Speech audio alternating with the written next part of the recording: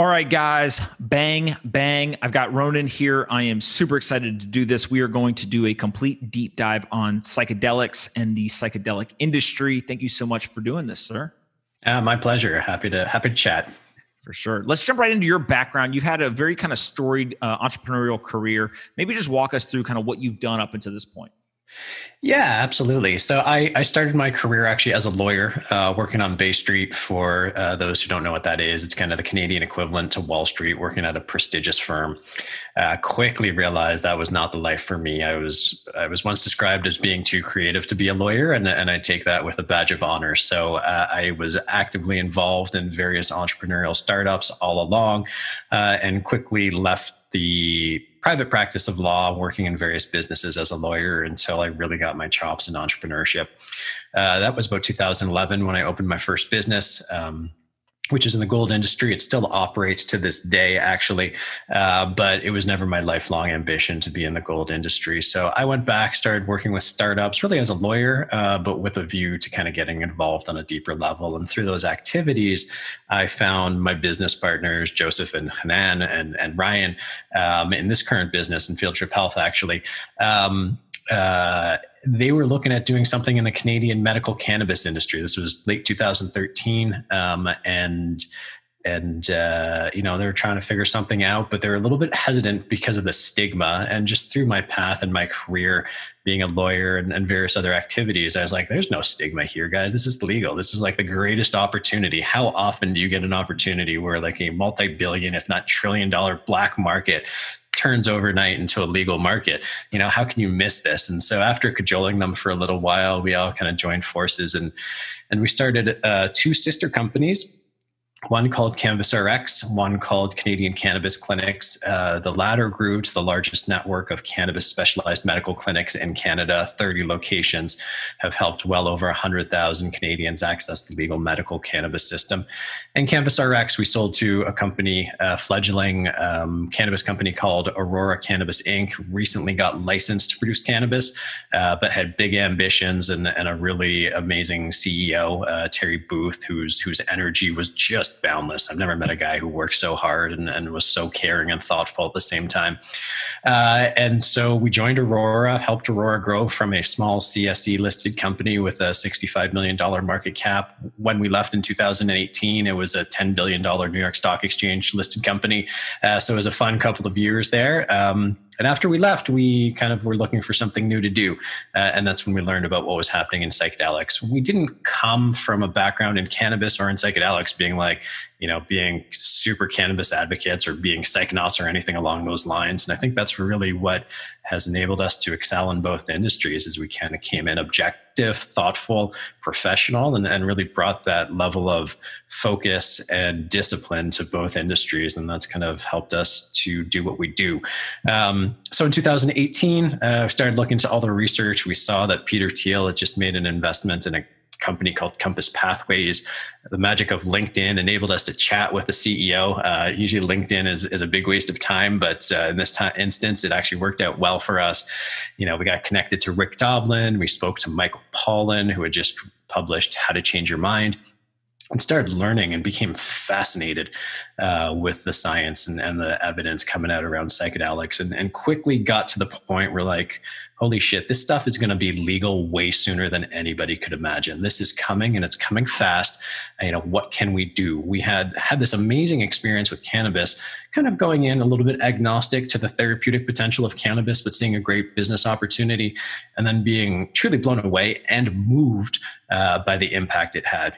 Almost uniformly, all of the physicians who now work at Canadian cannabis clinics refer to cannabis as the most effective medicine they've ever prescribed to their patients in terms of quality of life. And so, we had a great exit when we sold that business. And so we kind of looked at psychedelics as being a really great opportunity to create a new, incredible business, but create massive impact. This is kind of the opportunity of the scale of, Elon Musk and SpaceX and what he's trying to do, or Jeff Bezos. And, this is massive scale, massive impact opportunity when you look at the evidence around psychedelics. And so we kind of dug in, learned as much as we could, spent about a year trying to figure out how to build a business in psychedelics, because what are you going to do? All of these are still scheduled by and large. Crafted our business plan and launched Field Trip about a year and a half ago. And that's kind of the path here. It's awesome. Let's start at a very high level. What is a psychedelic, right? Everyone hears that. It used to be very, very fringe. Now it's less fringe in terms of when people are talking about it. But just from your understanding, after having done all that research, what is a psychedelic? Yeah, and there's still ongoing debate as to what is a psychedelic. It's not a defined answer. I will tell you how we think about it. We think about a psychedelic as anything that slows the ego or tunes down the ego, slows the default mode network in the brain, which is kind of the parts of the brain that operate as the operating system that keep you going even when you're not thinking about things. Anything that tunes those down, slows those down, and opens you up to change is what we consider a psychedelic. And so that can be psychedelic drugs like LSD or psilocybin, or it could be meditation or breath work. If you haven't tried breath work, it is a super cool experience how you could induce an almost trip-like state just through different breathing techniques. So to us, any of those are psychedelics, and because they enable the capacity for change. But for other people, if you want to get more focused on the chemistry, typically psychedelics refer to molecules that engage the 5-HT2A serotonin receptor in the brain. So that's LSD. That's psilocybin, that's DMT, that's 5-MeO-DMT, which are known psychedelics. That's peyote. Just about anything you can sort of think of when you think about the counterculture and hippie movements, those are classically psychedelics. MDMA is lumped into that category as well. MDMA is not conventionally a psychedelic in that respect, but it offers very similar experiences, and it really does the same thing of slowing the default mode network, tuning down the ego, and enabling change. So that gets put in the category as well. But it is a pretty fluid definition. Absolutely. And so one of the things that's really interesting to me is there's kind of two use cases, I think, that now are presenting themselves. There's like this medicinal type use case, and then there's more of a recreational or wellness type use case. It mirrors, I know you've talked about it before, a lot of what happened so far in the cannabis industry. Maybe talk about that framework and how you think about each one of those use cases developing, whether it's from a legal structure standpoint or from an actual just development of the industry. Sure. So when we got excited about psychedelics, certainly, the evidence around the treatment of depression and PTSD and anxiety and all of these clinically diagnosed mental health conditions was incredibly exciting. That's incredible impact, but it's kind of focused on, and it's a function of the entire modern Western allopathic medicine approach, which is you focus on what's wrong and try and sort of come back to baseline, right? So people who are sick, you give them medicine and they come back to baseline to be quote unquote normal. But, the five guys behind Field Trip, all of us kind of have a little bit of we're not super biohackers, but we're always focused on optimization and increasing our creativity and empathy and awareness. And I know I've spent 15 years working with meditation and metaphysics and self-exploration independent of psychedelics, really just trying to have a better life, to be happier, to be a better parent, to be a better partner, all of these things. These are just part of personal growth. And so that was the part of the industry that probably excited us more just personally. And inevitably, when you start a business, usually you build a business to satisfy your own desires.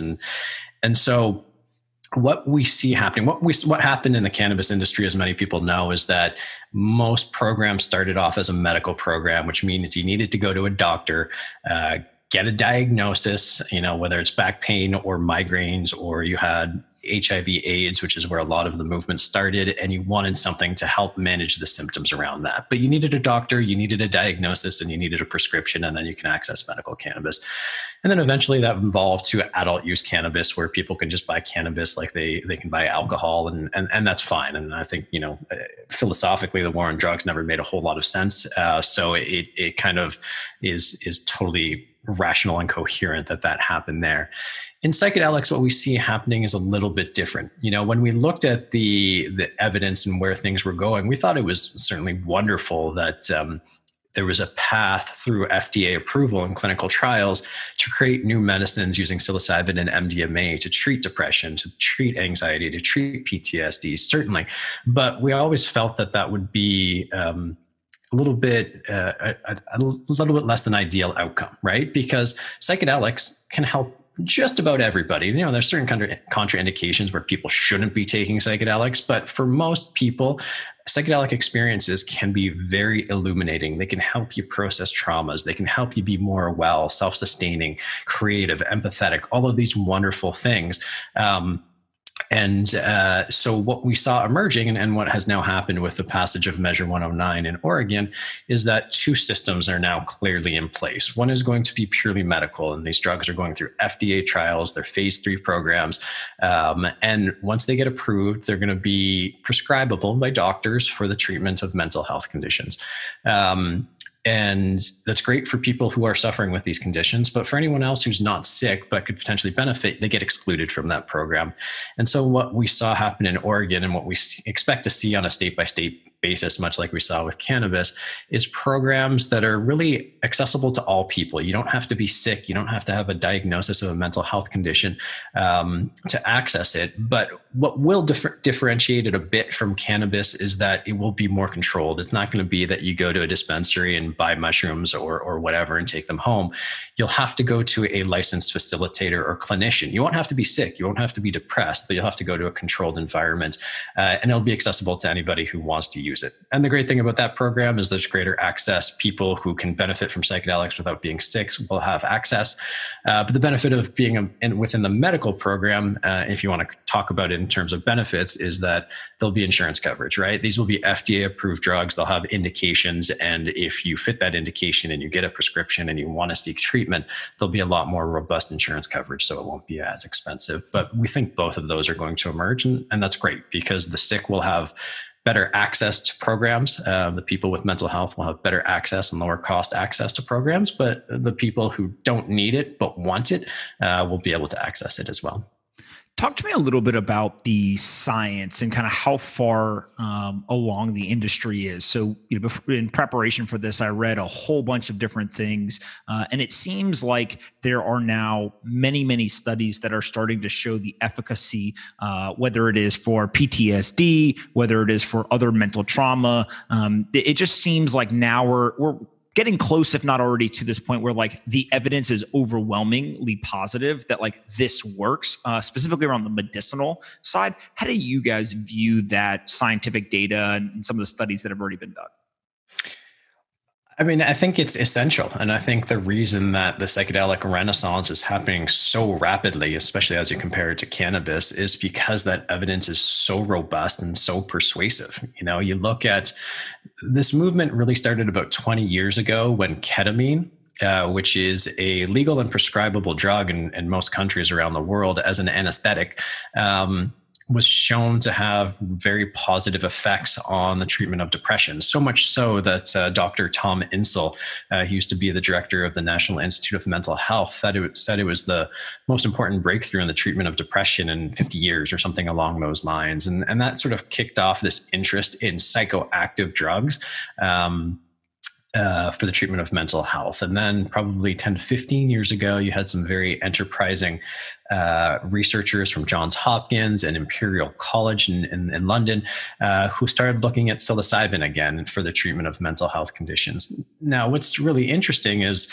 I don't know how old you are, but we probably had very similar high school experiences where we were taught about like how terrible drugs are, this is your brain on drugs and all that kind of stuff. But the history of most psychedelics actually starts in either cultural, spiritual uses or in the modern Western context in research. This was Harvard University in the late 50s and early 60s advancing the research on LSD for mental health conditions, which showed profoundly positive results. But the LSD kind of left the lab and went into the mainstream, the counterculture, and you had the whole political backlash. So the researchers who picked it up in the last 15 years or so were really working off a base of evidence, and that evidence shows incredible efficacy. When you look at psilocybin, for the treatment of depression. There's a study that came out from NYU a couple months ago that showed that a single psilocybin assisted therapy session, and it's important to note that when we talk about psychedelic therapies, it's really the interplay of the drug with the therapy. It's not just given the drug like we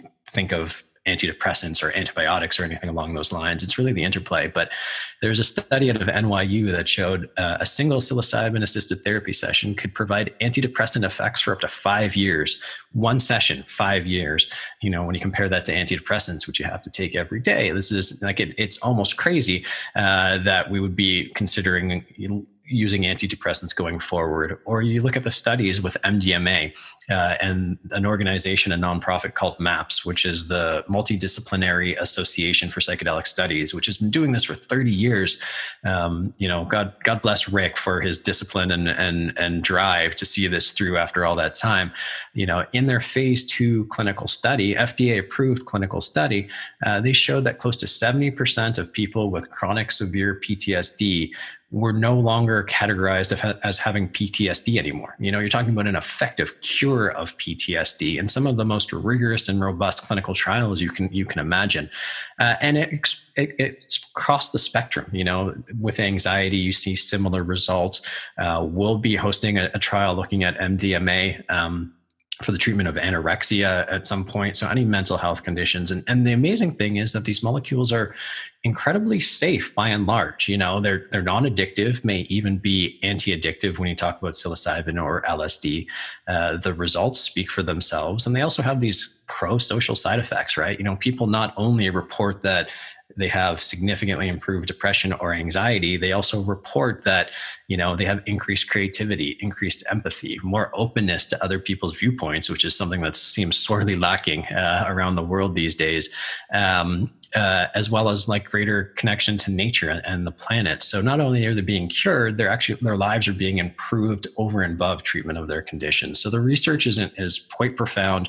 The safety profile of these molecules is pretty well established, and it's just growing.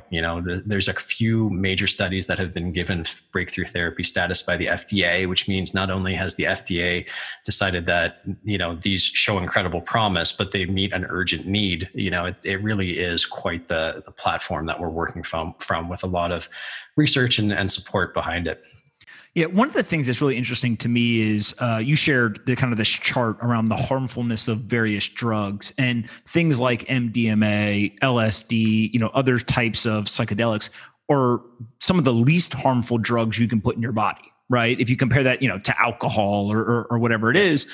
And so it almost begs the question of like, whether it's through medicinal or recreational purposes, what's the downside of this, right? So it's was it just a side effect of the war on drugs and this got lumped in with everything and therefore it took a detour, if you will, for a couple of decades and was deemed, illegal and bad because the government said so? Or are there other things that you guys look at and say, look, we know that there are specific side effects that could be negative, but the positives outweigh those negatives? Yeah, I mean, with any drugs, there's always with anything, too much of a good thing can be a bad thing. And that's certainly true with all drugs and as well as psychedelics. But I think you hit on the key point, which is the benefits, particularly with psychedelics, far outweigh the downsides. The biggest risks around psychedelics, by and large, most are anti-addictive or non-addictive. So you're not going to get hooked on them like you could with other drugs like cocaine or heroin, if we're talking about illicit drugs.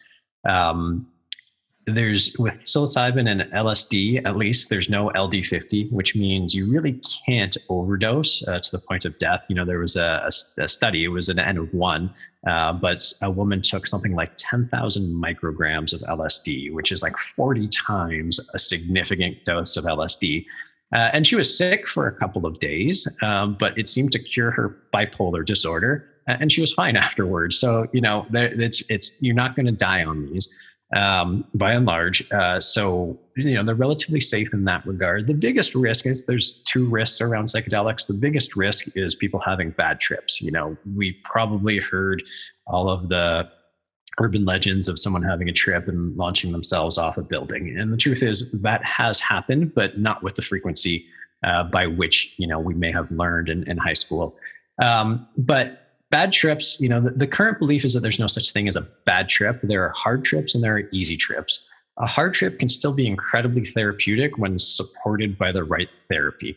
But if it doesn't have the right container around it, it can turn into a bad trip. And a bad trip, much like a nightmare, can create its own instance of PTSD. So there are potentials for negatives, but generally the risk is relatively low. It's not zero, but the risk is relatively low. And especially with the right supporting context, it's much lower.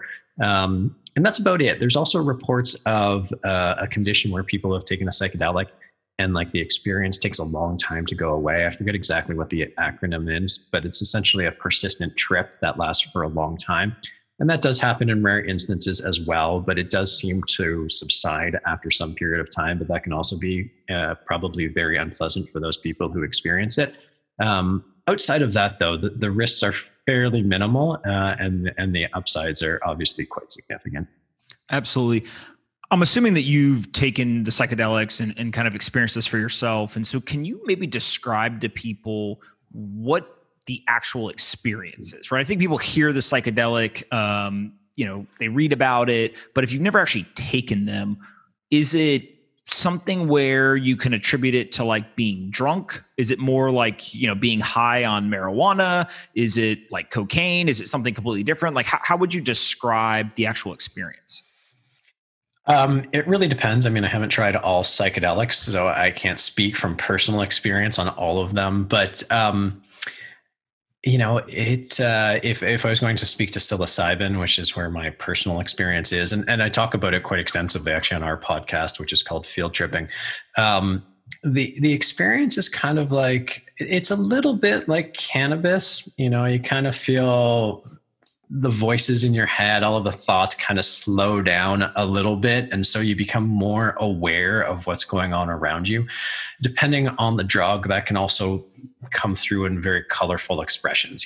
They've taken people who are on psilocybin and put them in an fMRI machine to see what's happening in the brain. And what they've found is that when you're on a psychedelic, parts of your brain that typically don't talk to each other are talking to each other quite frequently. So that's why people experience a much more robust sense of the world, right? They can feel music more, they can taste music more, or art is more colorful. And there's actually a neurological reason for it, is that the parts of your brain are talking to each other more. So your experience is actually more integrated.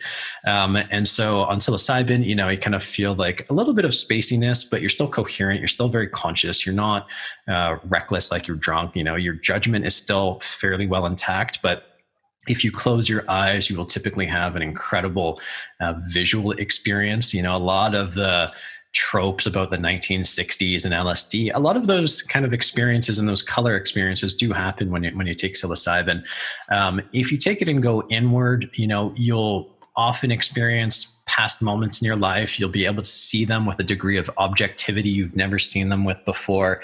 You'll have creative ideas. A lot of these things are pretty comparable to cannabis or drinking in some respects, but they land more. It's easier to hold on to them more. They don't just dissipate. They're much more meaningful to you. That's probably how I describe the experience. I've never taken ketamine personally, but a lot of people talk about ketamine and have an experience whereby, they just feel like, they're a little bit in outer space or underwater and can see the world in just a much different way. It's still very much themselves. It's just kind of like being in a little bit of outer space or an out of body experience as well. It can still be colorful. It can still be very vibrant, but it's a little bit more objective. That's how I would describe it. I think everyone's experiences are personal, and then they can definitely go dark. And, as a nod to Michael Pollan in his book, How to Change Your Mind, he goes into depth about what his trip experiences were like when he did LSD and psilocybin. And he's probably much more eloquent and poetic about it than I am. So if anyone wants to, get a deeper sense, that'd be a good place to look. Yeah. And I apologize in advance. I'm probably going to ask a bunch of really naive elementary questions. So stick with me. The experience you just described is very positive, right? Almost like this thing where you're ingesting something that unblocks a lot of the blockage in your brain. And so you can see that either from a kind of internal, review, right? And it would make sense as to things like PTSD, therapies and things like that. That would make a ton of sense because you can actually get somebody to kind of go through that experience, talk through it and things like that. But also there's this external component. You just see the world differently. We can kind of sum it up like that. That is in stark contrast to maybe something like an ayahuasca, right? Where people basically describe vomiting and diarrhea and kind of a much more like cleansing type activity. Does the psychedelic community consider things like ayahuasca to be part of it? Is it kind of, there's a gray area and it just depends where you draw the line? Like, how do you think about something that I think people look at as much more like cleansing the body versus almost like this like mental trip that you just described?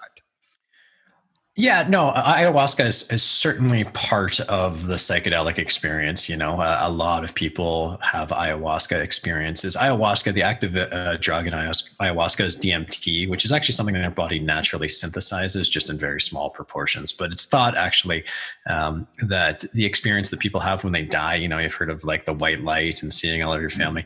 It's thought that may be a big release of DMT in your body. So the ayahuasca experience, there's a lot of physical purging. A lot of people associate that physical purging as emotional purging as well. You're getting rid of the demons, you're getting rid of the trauma, but it's not unique to ayahuasca. It's much more physical and visceral. But, one time when I had an experience with psilocybin, I felt my body moving. I felt like I was retching like I was throwing up, but I wasn't throwing up. I didn't feel like I was throwing up, but my body was doing that activity. And it very much felt the same way. So it depends on the depth of the experience, but that's not unique to ayahuasca. The intensity of the fact that you actually throw up is typically unique to ayahuasca, but not exclusively. But that processing, it really does feel like, depending on the experience, your body is purging held emotions. And if you look at, some of the theories of what drives depression and anxiety, a lot of it is repressed emotion. We're as a society, we're terrible at feeling our emotions and expressing our emotions and processing our emotions. And that takes energy, that takes effort. And we tend to bury them into our subconscious.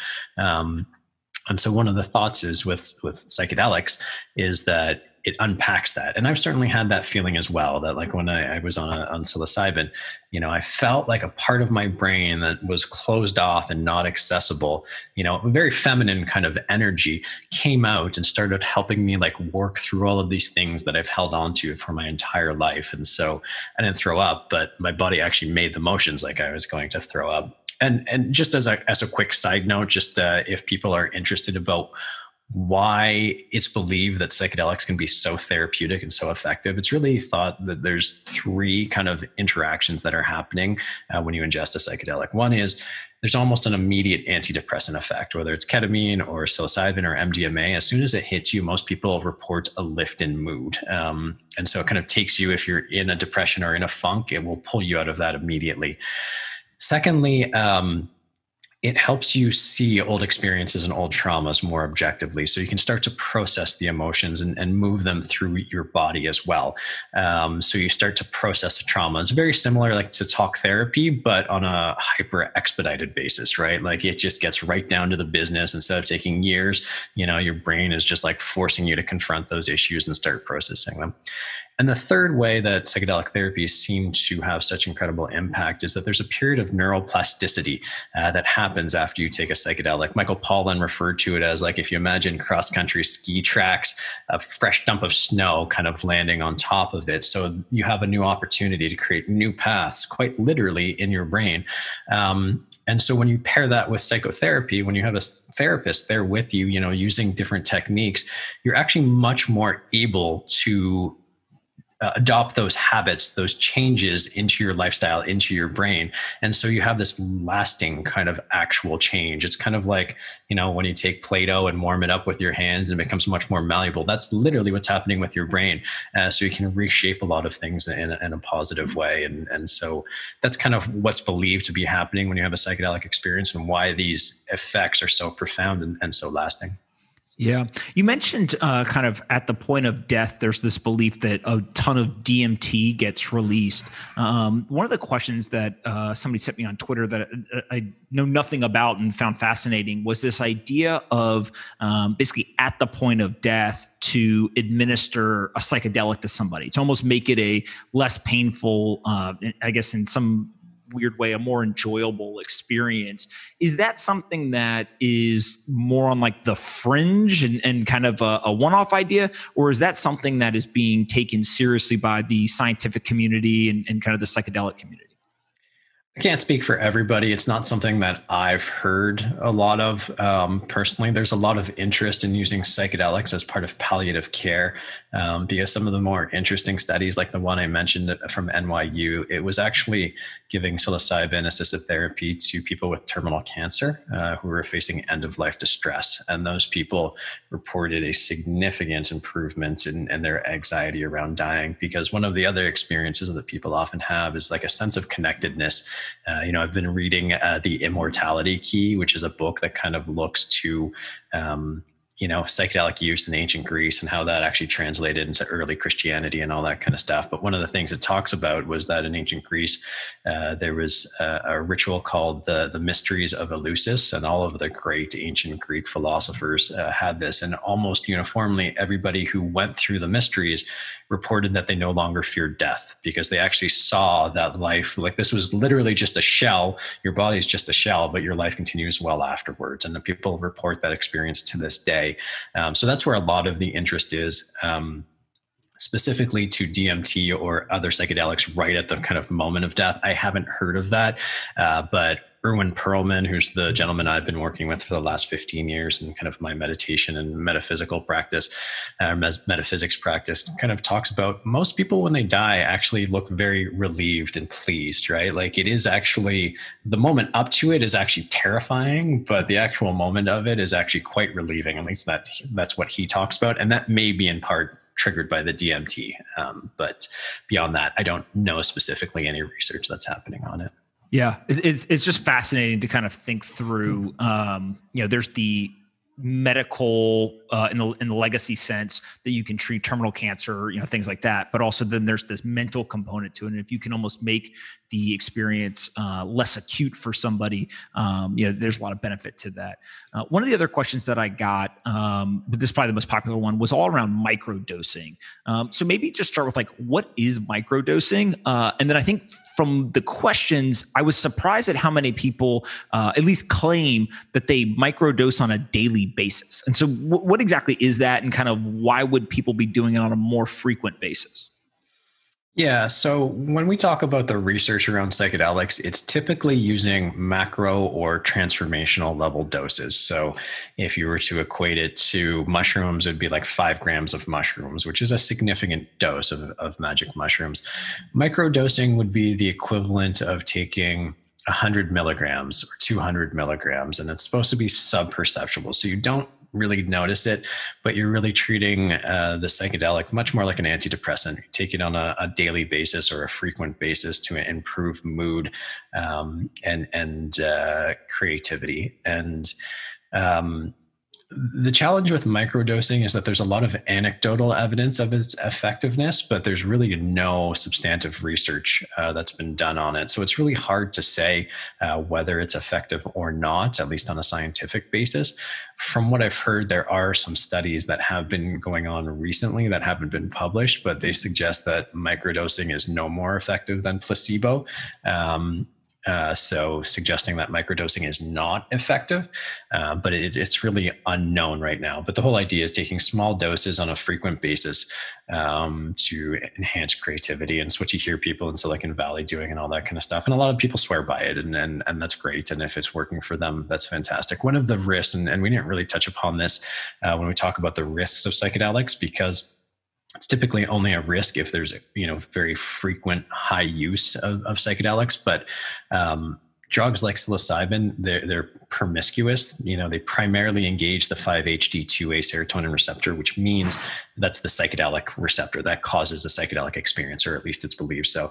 But they can also engage or agonize the 5-HT2B receptor in the brain, which has been associated, if it is agonized too much or too frequently, with potential cardiac issues, heart valve fibrosis, and issues like that. And so that's one of the concerns around microdosing, is that if you're taking frequently, you may be wandering into what's called the 5-HT2B liability.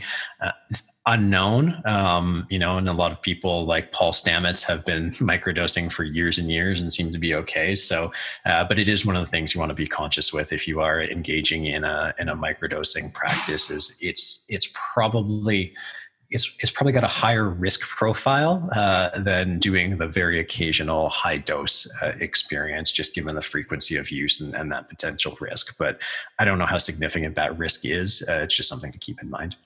Yeah, what's interesting about this is microdosing seems similar to somebody who takes Adderall every day. The difference being that the Adderall almost speeds up the thought process, speeds up the focus, and makes somebody more of a kind of, I don't know, call it like a rigid machine, right? Like you can just knock out work for hours and hours and hours, versus this, which is a much more frequent,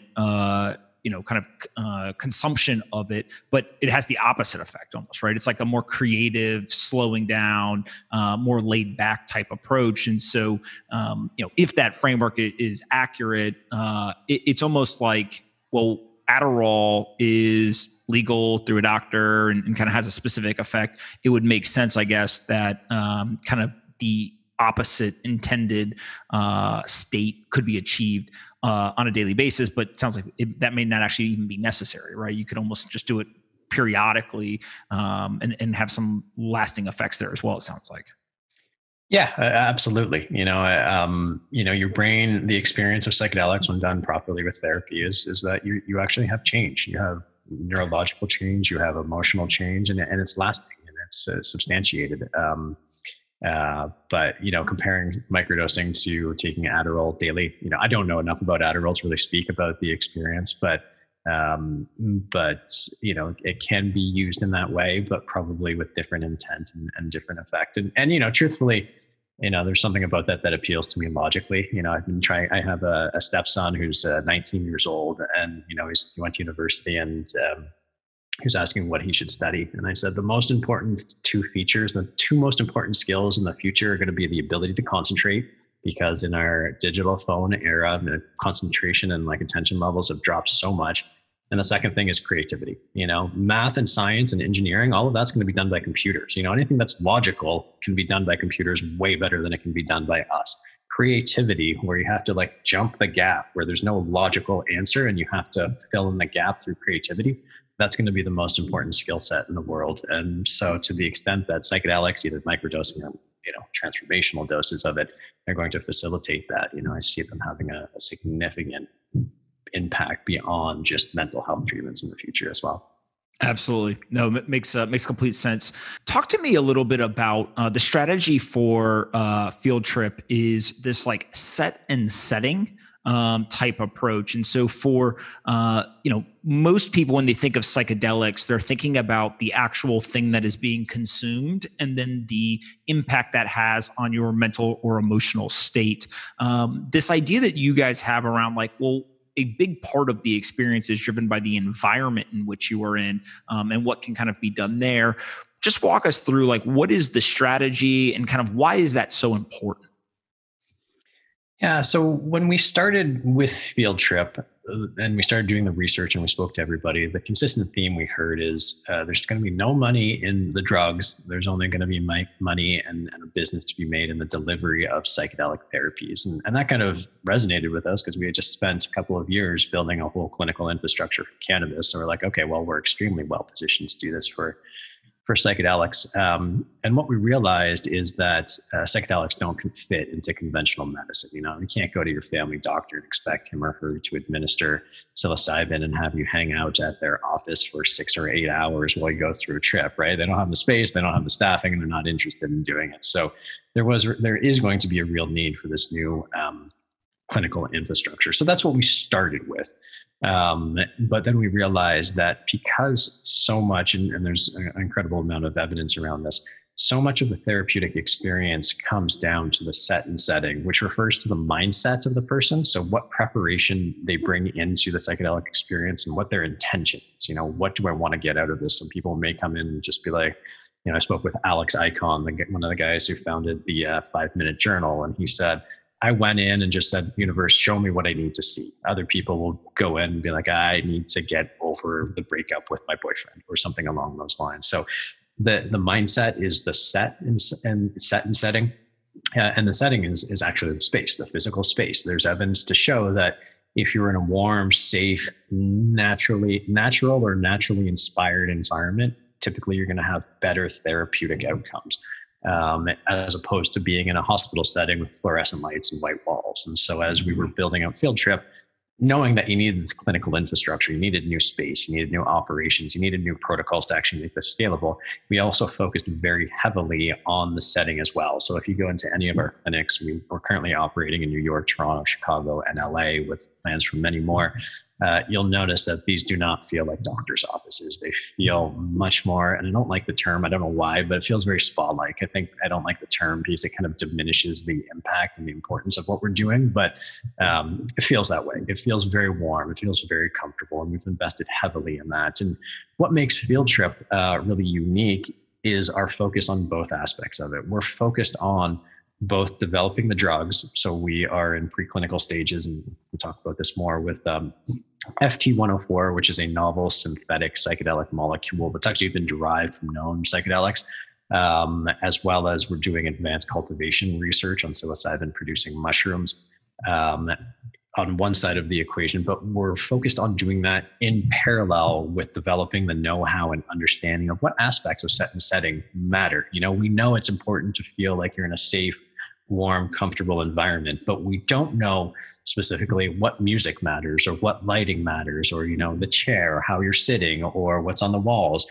All of these things can have an impact, but no one's really got objective data on exactly what differences they make. So with Field Trip health centers that are rolling out, we're focused obviously on delivering care using ketamine-assisted therapy right now, but also collecting the data on what dynamics really affect the outcome. So when we come to market with a new product, not only are we going to have best-in-class psilocybin-producing mushrooms or best-in-class approved drug, we're also going to be able to support that experience, because if you're just doing one without the other, then you leave a lot to chance, right? If you've developed like a new, you've got approval for psilocybin, but the doctors who are administering it are doing it in hospital settings and people are having terrible experiences, you got a great drug, but you're not creating the outcomes that you may have hoped for. And so we didn't want to leave that to risk. We don't think it's the best for therapeutic outcomes.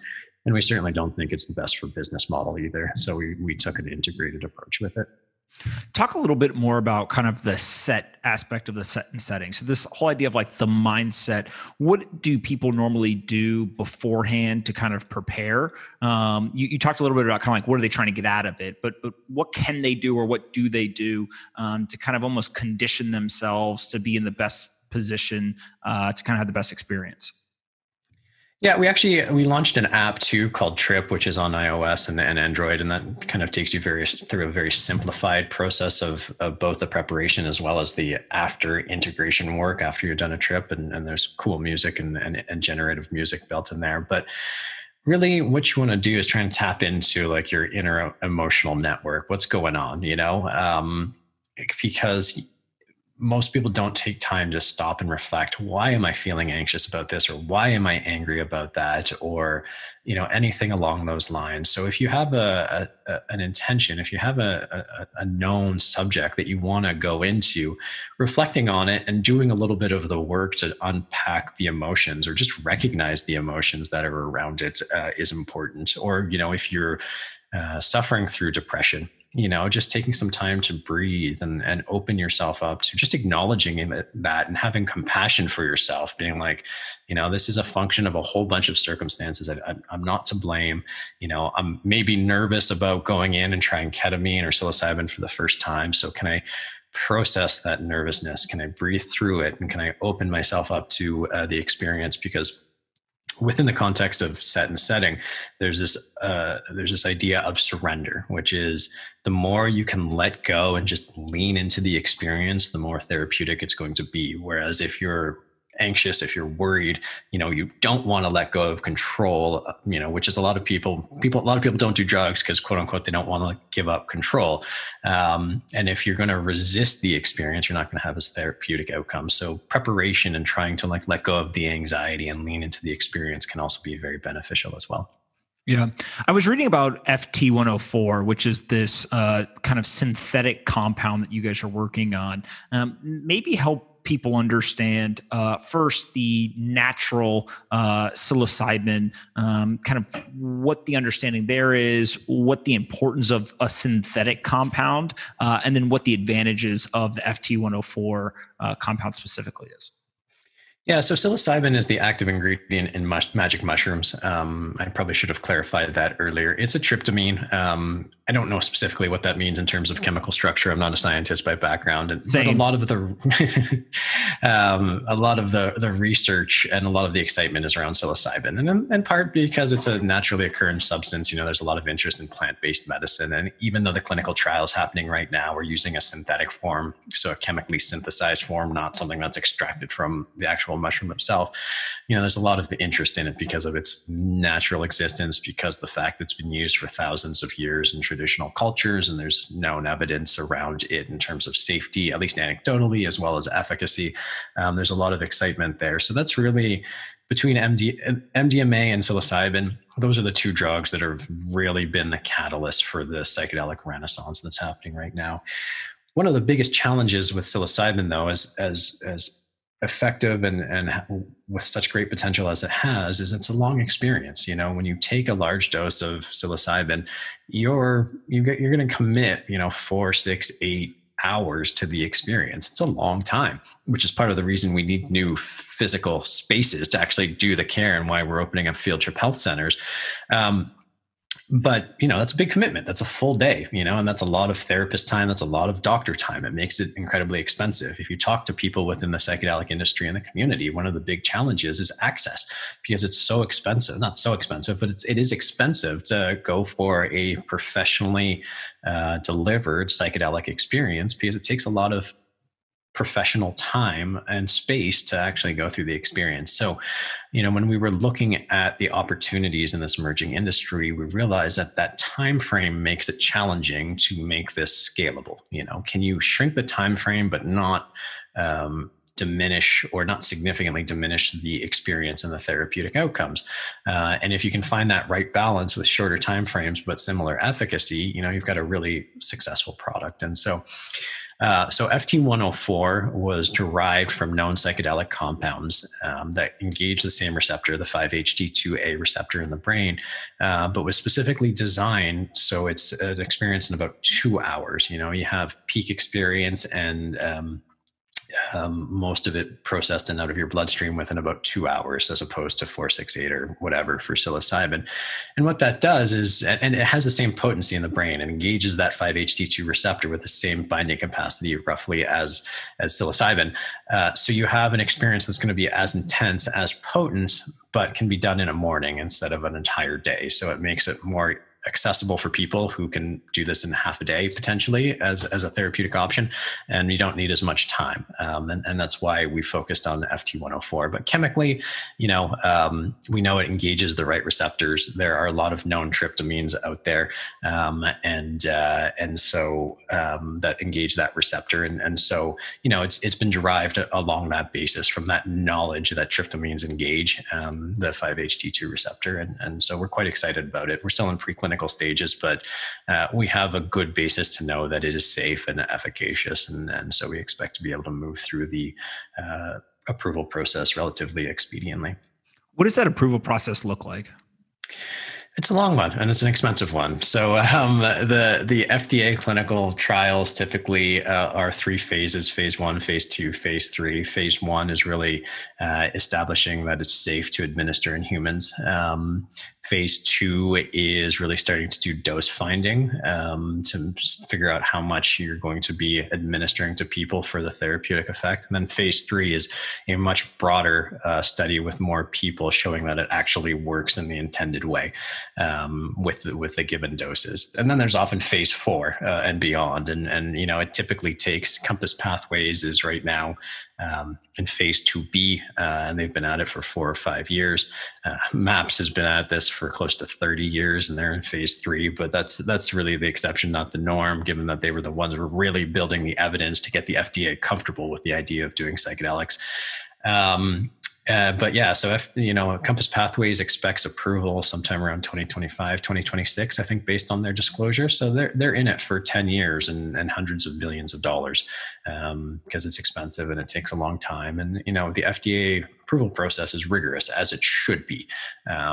This is medicine and we need to show efficacy and safety. But it's also one of the reasons that we've been big supporters of Measure 109, which is, with psychedelics, from a drug development and investment perspective, psychedelics are good investments if you think about it, because we know most psychedelics have been used anecdotally for many, many years.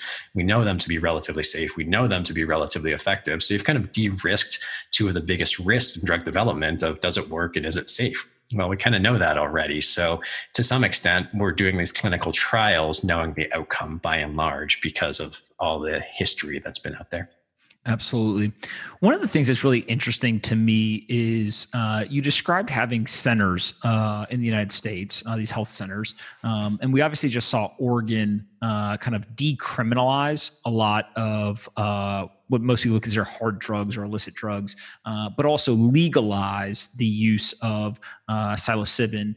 Maybe talk a little bit about the difference there between decriminalizing this stuff versus legalizing the use case, and kind of how you guys view those two pathways, and like, is one better than the other, or are you agnostic to that? We're not agnostic to it. We definitely support legalization and regulation as opposed to decriminalization. Decriminalization, don't get me wrong, is still a step in the right direction. For most drugs that are not harmful, like cannabis and LSD and psilocybin, by and large, we talked about the harm profile just being low. They're not harmless, but it just doesn't make sense to put people in prison. Philosophically, morally, economically, it just seems to have been a bad decision to conduct this war on drugs. So we support decriminalization, but decriminalization creates new risks, right? Because most people don't distinguish between legalization and decriminalization. They think, oh, it's been decriminalized, it's now legal. That's not true. It just means that enforcement in that particular jurisdiction around possession has been brought down to the lowest levels. It may be a fine or not enforced at all, but it doesn't make it legal. More importantly, though, it means that you probably have a lot of people thinking it's legal, going out and accessing it, buying supply from who knows what. You can't confirm the purity or anything along those lines. So it creates a whole bunch of risks. And I think Rick Doblin said it best, that the most important thing we can do as part of the psychedelic industry right now is not fuck it up, right? And so when people go out and start self-dosing and self-administering, buying supply from who knows where, you have the risk of bad outcomes. You have the risk of bad trips or bad behavior, and that can really set it back. So decriminalization is good because you don't want to be putting people in prison for it. It's expensive and it makes typically people worse, not better when they leave after a prison experience. But legalization, making sure that there's safe access, controlled supply, tested supply, so people know what they're taking, they know the purity, they know the dosage, they know they have the right therapeutic support around it, just makes a lot more sense to us, at least at these early stages, to show that we can integrate psychedelics back into our society in a thoughtful way without creating many unintended consequences. Maybe once we've done that, it makes sense to enable broader access. I don't know, we'll see, but doing a legalized, regulated framework exactly like proposed or now approved in Oregon is smart. It ensures access. It ensures that people who want it can get it, but the people who are administering it still have to ask the right questions, because if you do have schizophrenia taking a psychedelic is probably not a wise idea. And so you have people responsible for asking the right questions and really being a bit of a gating step to make sure that people who shouldn't be accessing it aren't, and that, they're responsible for making sure people have good and safe experiences as well. And I think that's definitely the right approach. Absolutely.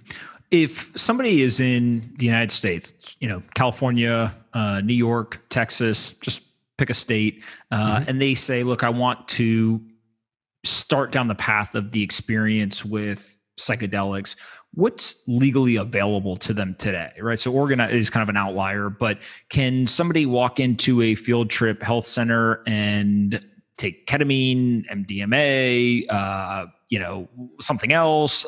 Is it something where they need a doctor's subscription? Like, just how does that work in terms of what's legally available? Yeah, right now, the only legally prescribable psychedelic outside of clinical trials, generally available, is ketamine.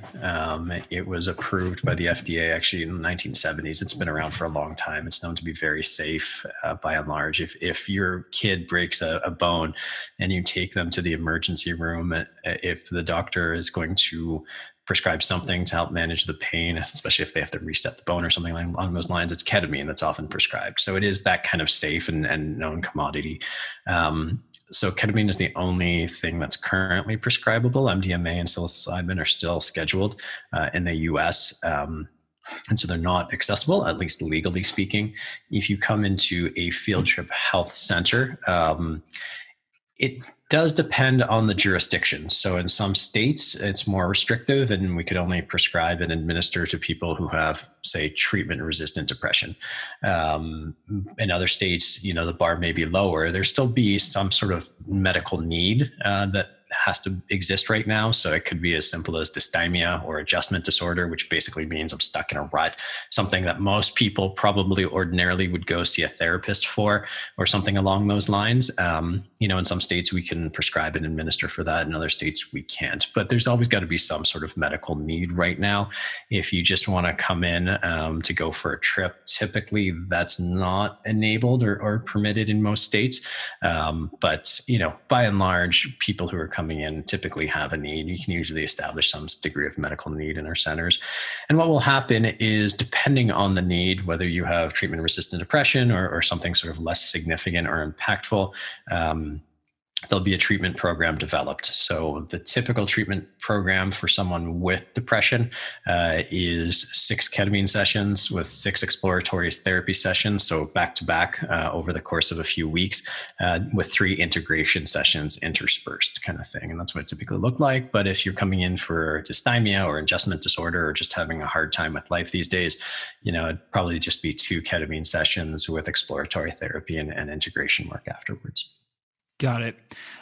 You guys are obviously not the only player in the space. It seems like everyone that I've come across is taking very different approaches, right? And some of that's because they're actually solving for different things. Some of them are more kind of the compound and drug focused. Some of them are more the physical space and kind of the setting. You guys are taking kind of this hybrid approach. Talk a little bit about just how you see who the other large players are in the space and kind of your view on what they're doing. Sure. So obviously there's Field Trip Health, which we're on the Canadian Securities Exchange and publicly listed right now. The biggest player in the industry is Compass Pathways. They recently went public on the NASDAQ. They are in phase 2B of FDA approved clinical trials for psilocybin for the treatment of treatment-resistant depression. They are taking a very pharmaceutical biotech approach to psychedelics, just focused on the drug. They're not focused on the set and setting or anything along those lines.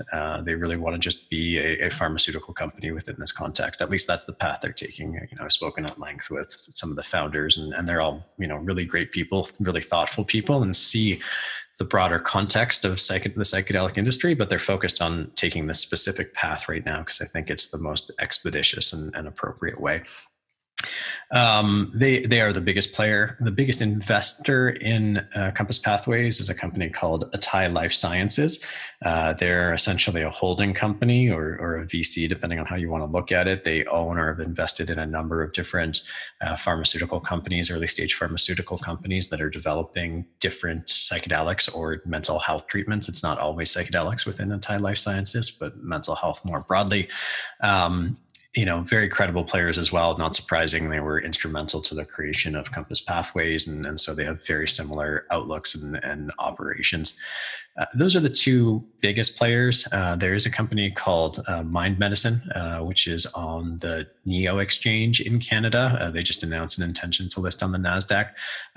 They started off with an interesting approach. They were moving forward with clinical trials with a molecule called 18MC, which is similar to LSD, but it doesn't cause the trip. And that creates actually some philosophical discussions within the community of, do you need the trip? Do you need that psychedelic experience to actually have the therapeutic outcomes, or can it be achieved just on a neurochemical basis? And the 18MC, they're advancing for the treatment of opioid addiction, and it doesn't have the trip. It's really a classic pharmaceutical product in that respect. But they're also doing work with LSD and microdosing and attention deficit disorder in adults. So they are progressing as well. There's a number of other smaller companies out there, most focused on doing drug development. So pursuing the clinical path and just that side of the equation. I think that's what makes Field Trip really unique is the integrated approach that we're taking, because we think both elements are so critically important to the therapeutic outcomes that you can't leave the other one just to chance. And so that's why we've taken the path that we've taken. And how do you guys see this developing, right? So if we kind of zoom out from an industry standpoint, is this something where what just happened in Oregon is kind of a broaching of what will happen on every single state level in the United States? You'll eventually get FDA approvals. This will look like the cannabis industry, but just be on a larger scale, the same size scale. Like, how does this kind of play out in terms of what people can expect moving forward from an industry level? Yeah, and I should know, I mean, we've drawn the parallels between cannabis and psychedelics quite a bit, and there are some parallels, certainly. I mean, obviously there's stigmatized medicine, and they're similar in that you need a new infrastructure to really deliver this. The existing medical infrastructure is not well suited to it. What does distinguish psychedelics from cannabis is cannabis, by and large, is an industry for itself. There's people who use cannabis. There's people who will start to use cannabis, but it's not displacing anything except maybe some alcohol consumption. Psychedelics, on the other hand, are a much larger potential from an industry perspective, because when you look at the evidence, when you see that MDMA can effectively cure PTSD, when you can see that psilocybin can effectively cure depression for months or years at a time, psilocybin therapy and MDMA therapy, what you're talking about is a fundamental displacement of most approaches to mental health. It's a much bigger opportunity than just cannabis in terms of business potential.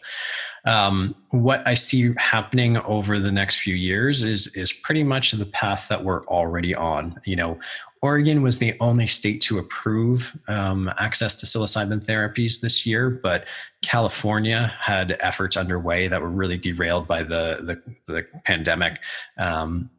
You can expect California to be at it again. You can expect Colorado to have a ballot initiative in 2 years, New York State potentially.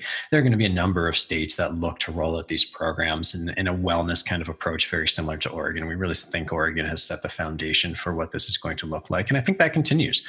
And I think that continues in parallel with the FDA process, because I think you're going to see both the medical need with synthetic products and insurance coverage, and you're going to see the more wellness need for natural products and broader access for people who don't necessarily have clinical diagnoses with mental health conditions, but see the benefit of accessing psychedelic therapies. And more broadly and philosophically, and what excites me about the psychedelic renaissance that's happening right now is that I think it really changes the conversation around mental and emotional health. For me, the psychedelic drugs are not the important aspect of it. The important aspect of it is that I think the conversation around psychedelics is going to make mental and emotional health proactive. We're going to start thinking about our mental health like we think about our physical fitness. We all know we should go to the gym. No one's going to argue that going to the gym is good for you. We don't always do it, but we know that. Could you imagine going to the gym only once you've broken your ankle or pulled a muscle? Like that doesn't make sense. And I think we need to start thinking about our mental and emotional health that way. And I think psychedelics are going to be the platform where people are going to be much more proactive about ensuring their mental health is well established, and they're constantly working on it, just like we're constantly working on our physical fitness. And that's really what excites me. And so I think psychedelics are really just the catalyst for a much broader conversation around all of this kind of stuff. And so there's going to be incredible opportunities within psychedelics and psychedelic drug development and cultivation of psilocybin and peyote and all the natural products as well.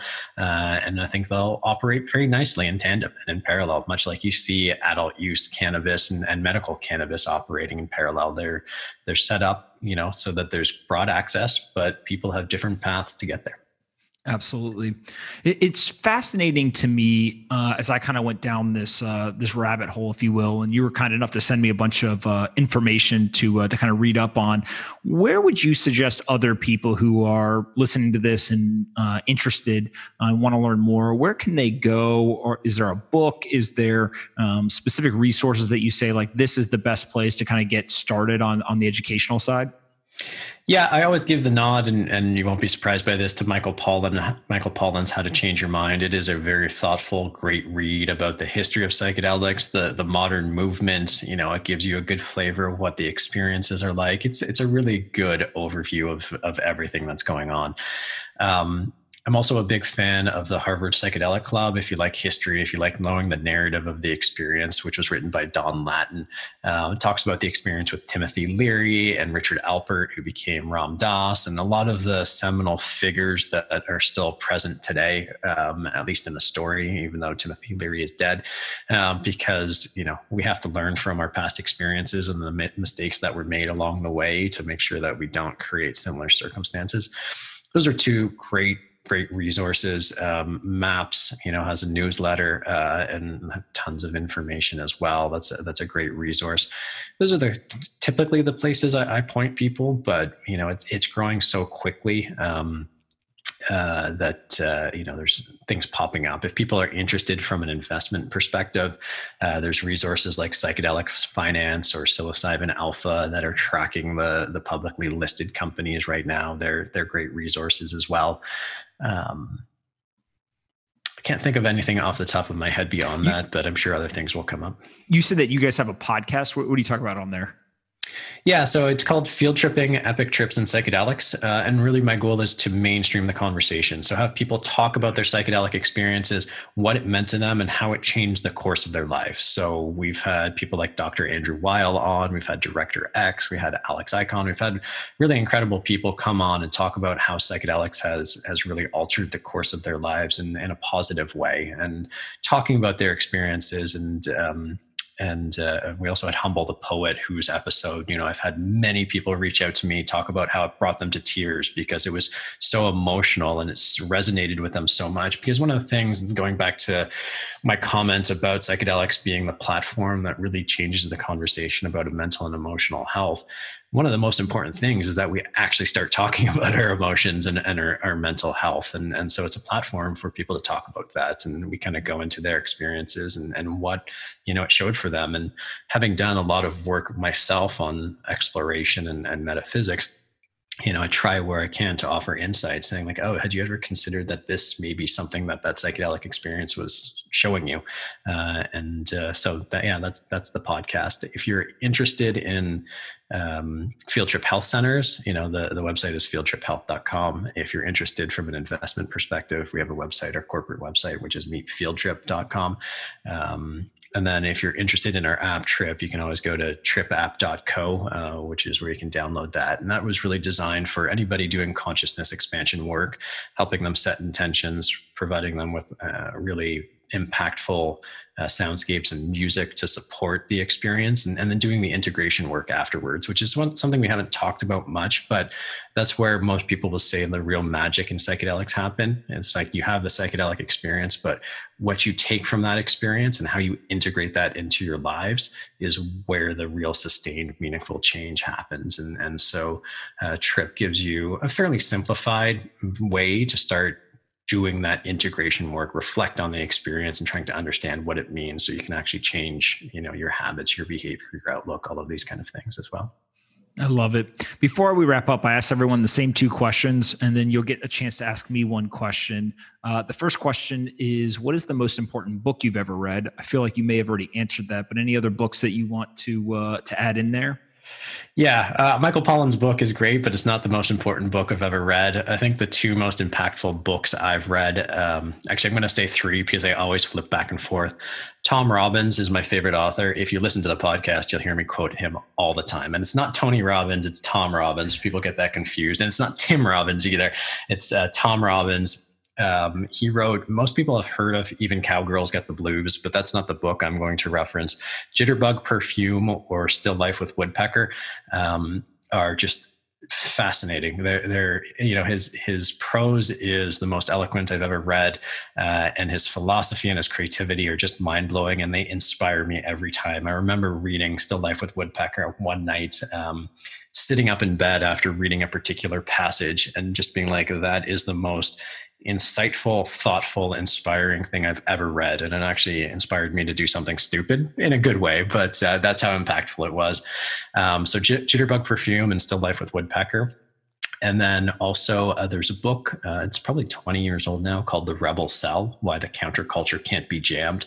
It just takes like a really honest approach about capitalism, its benefits and its limitations. And it was written as a response to Naomi Klein's No Logo, I think, which was a really, I think, impactful book back in the day in the anti-capitalist movement. And it was just a response to that. And it's so thoughtful and I think well-grounded that I always go back to it and just remind myself about how to think about things from a more logical and intuitive perspective as opposed to a black and white perspective. Those are the two books that I would recommend.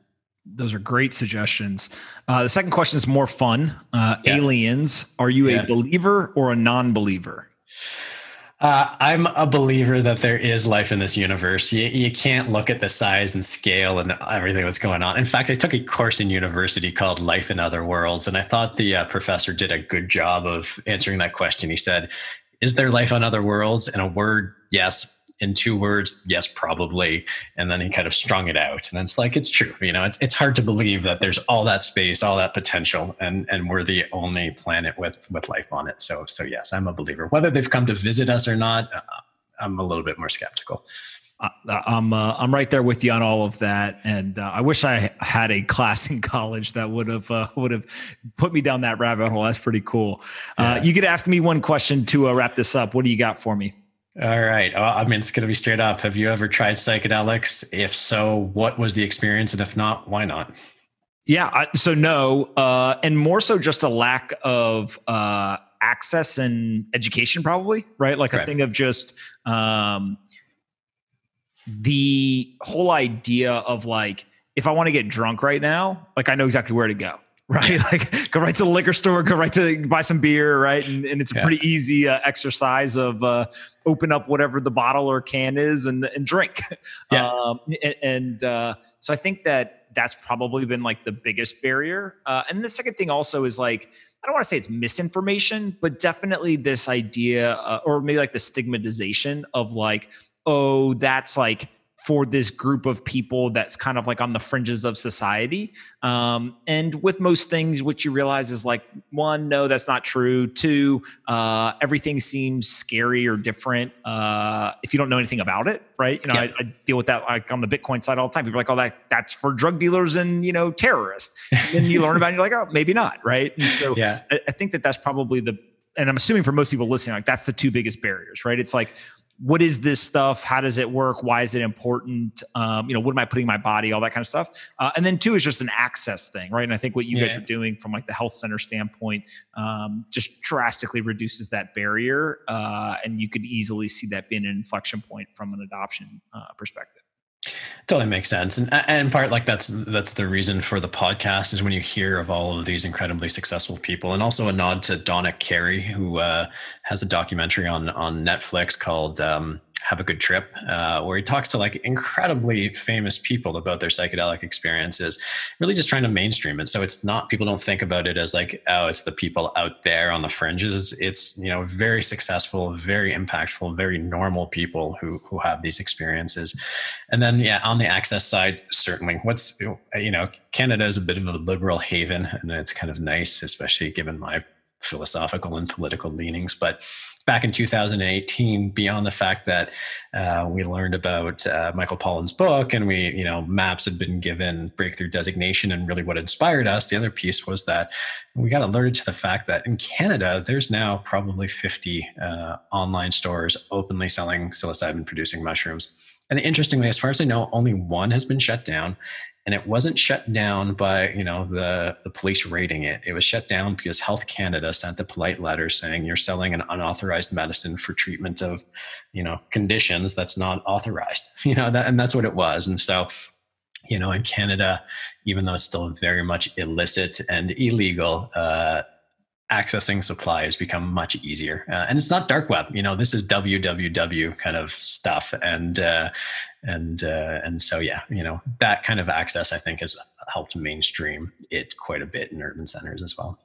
Canadians are so much nicer than Americans. Americans would have sent the SWAT team with machine guns, and you would have thought that a murder was happening, and Canadians send the letters. So, that's exactly right. That does not surprise me one bit at all.